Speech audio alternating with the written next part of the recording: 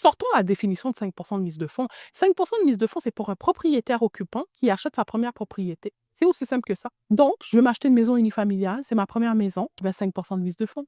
Je veux m'acheter un duplex, propriétaire occupant, je mets 5 de mise de fonds. Là, si j'embarque dans un triplex ou propriétaire occupant, 10 de mise de fonds. Dès qu'on rentre dans du multilogement, tu n'es pas un premier acheteur pour la banque. La façon qu'elle va te parler, la façon qu'elle va analyser le dossier, c'est totalement différent. Très souvent, les gens n'arrivent pas à faire cette distinction-là.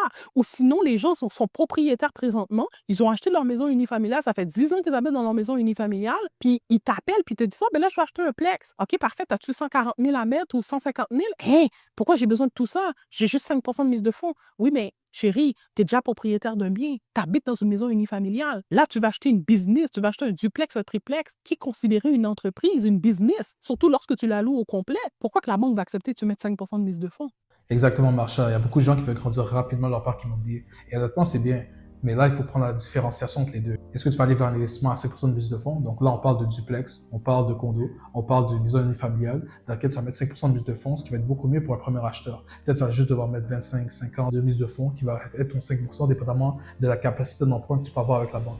Ou de l'autre côté, est-ce que tu vas aller dans le monde des multi-logements, dans lequel c'est un monde que, comme tu as dit, la banque va voir ton immeuble comme un business. Donc, ils vont regarder tout ce qui est des revenus, des dépenses. Mais qu'est-ce qui est bien avec ça, c'est que l'optimisation qui est possible avec est beaucoup plus grande. Puisque là, on parle peut-être d'un 6 unités, d'un 20 unités, peut-être même encore plus grand.